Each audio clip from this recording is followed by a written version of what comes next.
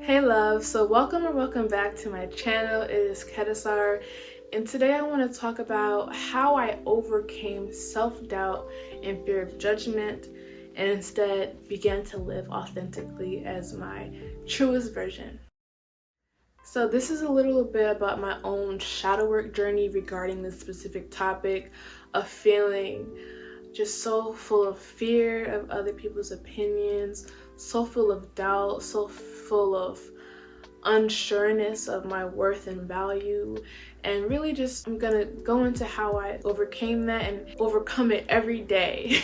So a little bit of background regarding this topic is I once let my perception of other people's opinions about me deeply impact the way I lived and showed up in this world.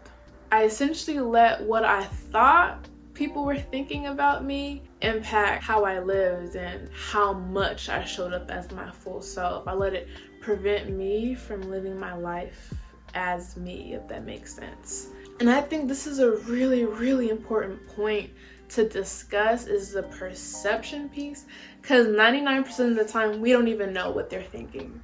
We don't even know what that person's gonna, how they're gonna react.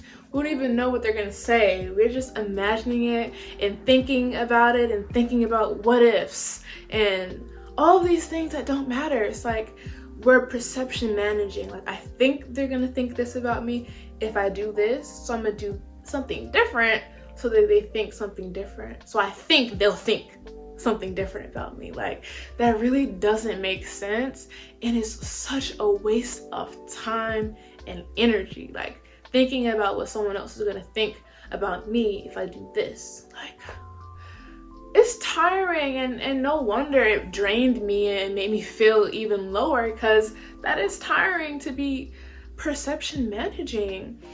And at the end of the day, like, there's 2 points. The first point is they probably aren't even thinking those things in the first place. They probably aren't even thinking of you. Like, I'm so sorry. I had to tell myself that, and I learned that over time. They're probably not even thinking about me. I'm the center of my world and my universe, but not theirs. They may watch a video of me on social media on their timeline and keep scrolling, and then it completely leaves their head. Like, once they're done watching my story, it's done. Or once they're done seeing me in person, like, they move on with their day. Life goes on. So that's the first point. They probably aren't even thinking that because they're not even thinking about you. And the second point is, even if they are thinking that, also, who cares? It doesn't matter, because it is your life, not theirs. And I literally had to tell myself that, and still do tell myself that it's my life. Who am I living for? Am I living for me or them? Are they providing me with all the things I need to live?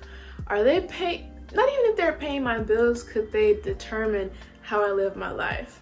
So it's like, what am I really gonna do? Just sit here worried about what you think about me all day? It really doesn't even matter. And for people who care about me and love me, it could honestly be a good repellent for those people who aren't supposed to be in my life in the first place, who are judgmental, who are envious. Me living as my full truest self can help get those people out of the way. Like, so if it does make people not want to be your friend, that's a good thing. It is so good, because you don't need that energy. Like, just shooing it away, because we don't need it. Let's release it. Like, we literally, whew. And I'm passionate about this because this has literally affected me so deeply.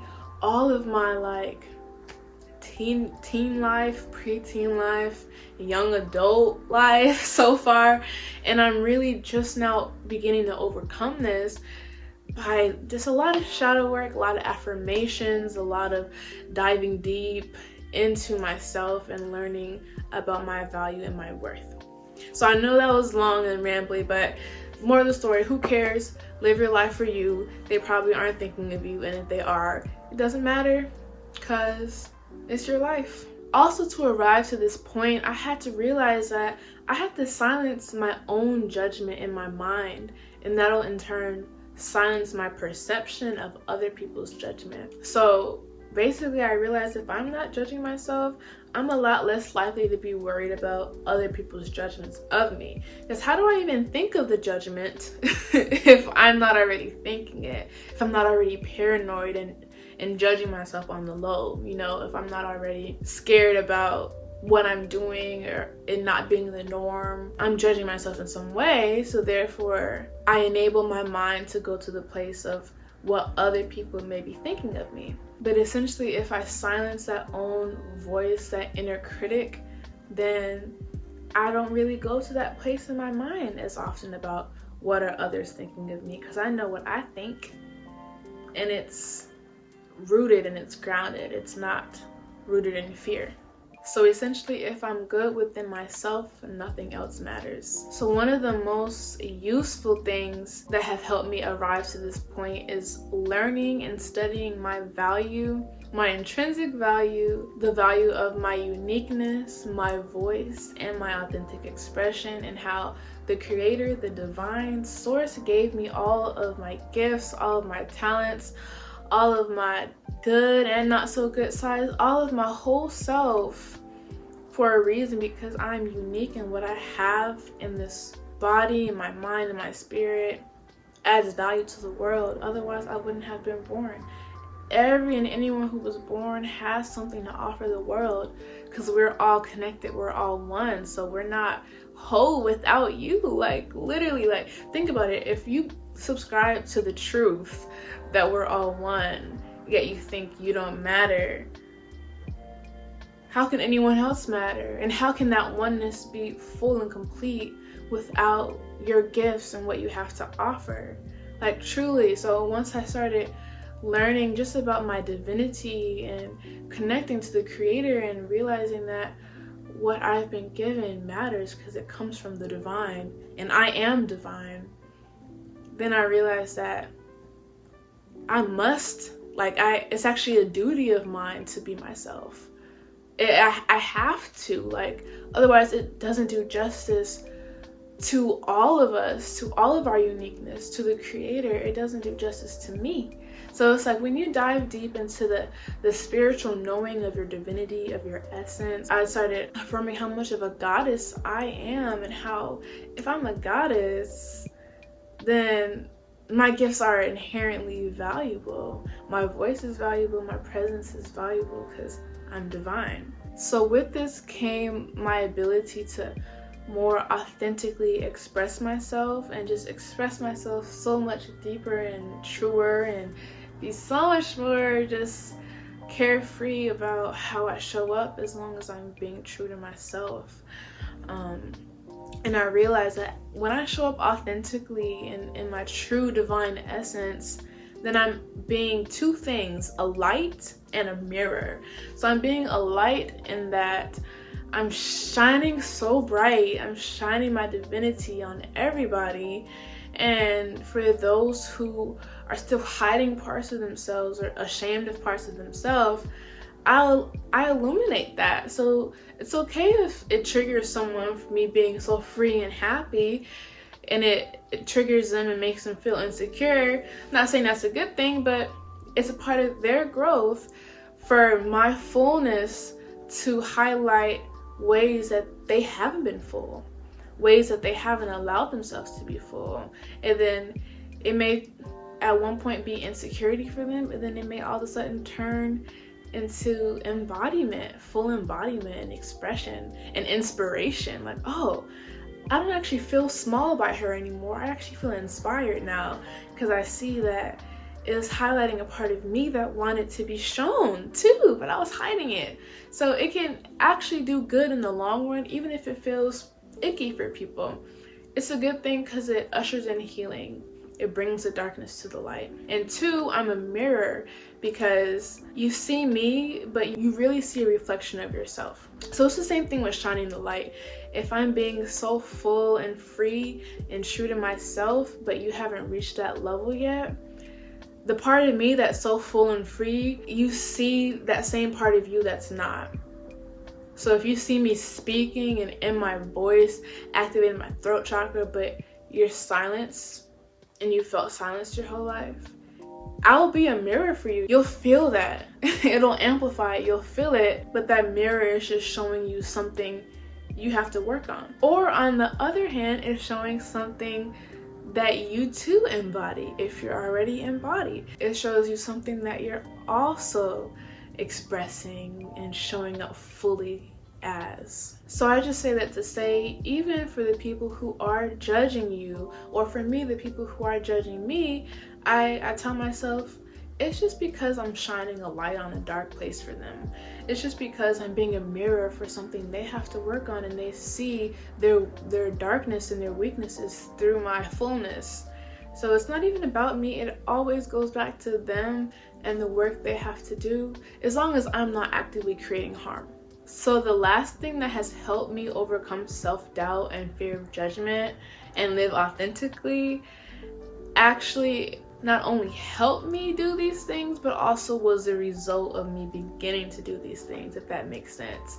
So I began surrounding myself with individuals who saw the light in me and saw my value. I came across some individuals on my path, even just the last few months, that have saw my value, saw the light in me. It made me feel even more affirmed regarding living as my truest self, living as my authentic version, by seeing all these people, not even a whole lot, but just a few individuals who also see me, who also see the beauty in my authenticity. Felt so good and affirming, and assisted me so much in having the power and confidence to continue moving forward in the journey of showing up as my full self. So as you begin to show up as your full self, it's almost like you attract people who see you and who love your full self. And then it creates a cycle where it's like, wow, I'm so seen and I'm so heard and loved as my fullest version. Not me being shrunk or hiding myself, but me being open. I'm loved like this, my rawest, most vulnerable, truest form. So I'm gonna keep living like this. And then you just keep going on and attracting more people who see you for you and love you, or even just appreciate you for that. So those are the ways that I have overcome that self-doubt. And it all really has started with shadow work. Shadow work has been the foundation and the basis of all of these other things that I'm saying. I had to work on my feelings of unworthiness, my feelings of being afraid of being seen, my feelings of being afraid of being heard, my feelings of not knowing if what I had to say matters, not knowing if people will care about what I have to say. Then you have to just go deeper and deeper. Why do I feel this in the first place? What experiences of my past told me this story about myself and gave me this narrative that I live by? And then you just start to dismantle it. You tell yourself the opposite. You affirm yourself in the opposite ways. Like, no, my voice is so important. My voice is so healing.